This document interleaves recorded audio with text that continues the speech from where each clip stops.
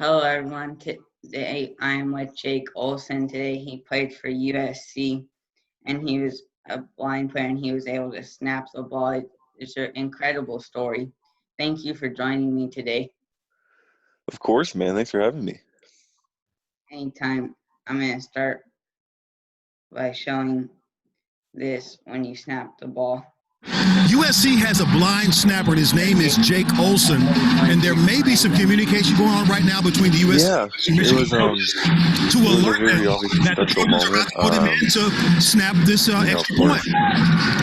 It was snap some USC spring games, but he's never done this in a live football game. So here he is. Also, so Jake Olson, how about this for an inspirational moment? A moment that he's out there snapping. Everyone had, been part of my whole journey growing up. And a good snap from Jake. Listen to the crowd. Look at the USC sideline. What a moment. Look at the excitement right there. It was something that was just maybe the happiest moment of my life.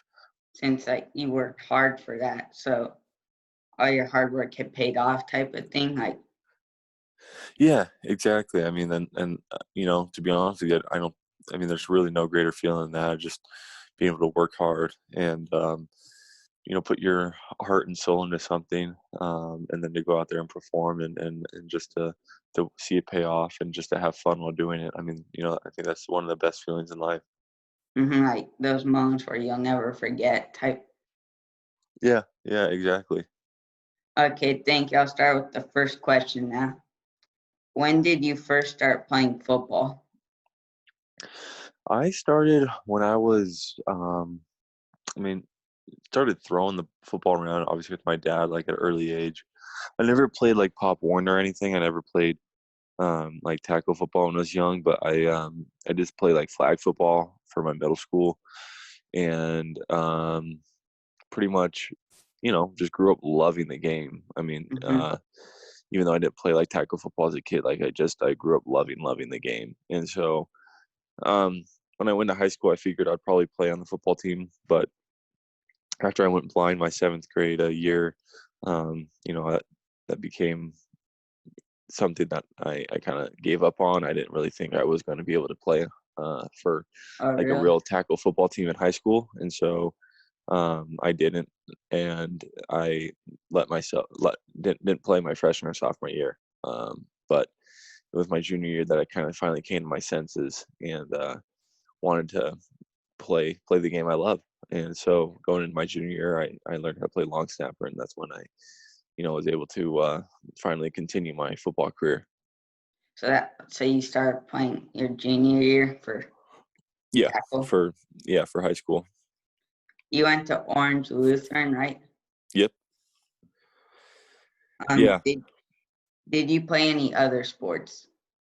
Yeah, I played golf all 4 years. I'm a pretty big golfer, and to be honest, probably my first sport. But so I play golf, and that's always fun, always a good time. As we mentioned before, lots of hard work goes into it, and same type of deal. I mean, it's very rewarding when you go play well and stuff. But yeah, definitely, I put a ton of work into golf. So you played 2 sports. Yes. How did you choose long snapper? Well, it was just a position that actually kind of given golf, knowing how my body kind of performs and can do certain tasks with muscle memory.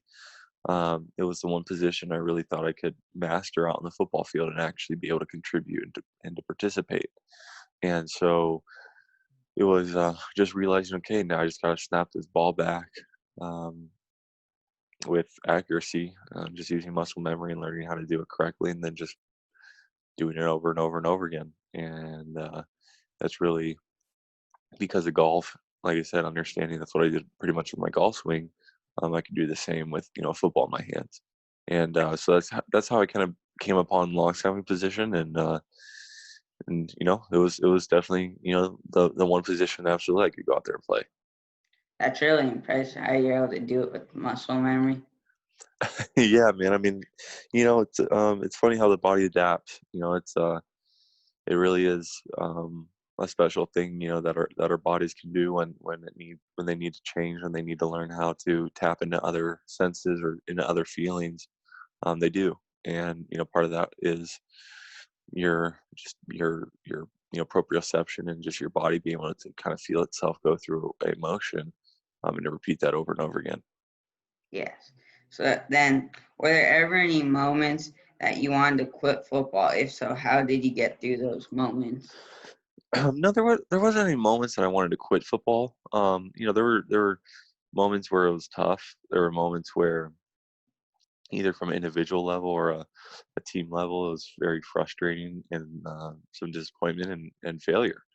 But it was in those times that I use those times to grow as an individual and player, and just to really challenge myself to become a better football player because of it. And I think that's what you absolutely have to do in those moments, because everyone, no one's picked up a sport and absolutely just dominated every single time they played it. I mean, everyone's had failure, everyone's gonna have challenges, and the ones that really are successful and can go and actually see themselves go far in a sport and win and achieve greatness, is those that can really take those moments of failure, take those moments of frustration, really grow from them, and not let it you know bog down their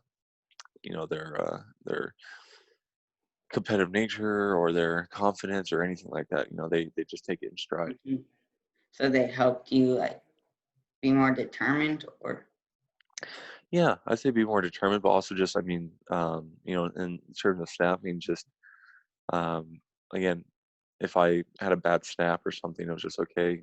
Let's go figure out why that was. Let's go figure out how to make it better, and put more time in to do that. And so it really was just kind of, you know, um, a drive. I mean, it was probably more of a drive than anything. that's a great attitude to figure out why and work harder. Yeah, yeah. Well, that's life, my friend. That's what it takes. I mean, like I said, everyone faces challenges. Everyone's going to screw up and fail at certain points, but it's about what you're going to do with that failure and how you're going to learn from it. And I really do believe that differentiates a lot of people.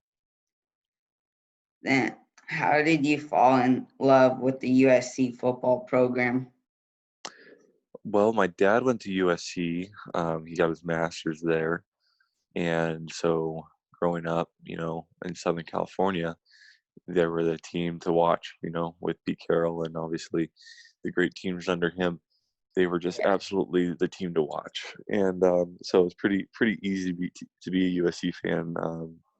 Even though if my dad didn't go to the school there, I probably would have ended up rooting for them. But since he already did, I mean, it was just a no-brainer. So your dad went there. Yeah, he got he went to grad school there. As my dad went there also. Oh, very cool. There you go. So, did you grow up a USC fan too? Yes. Very cool. How did you train at USC? Well,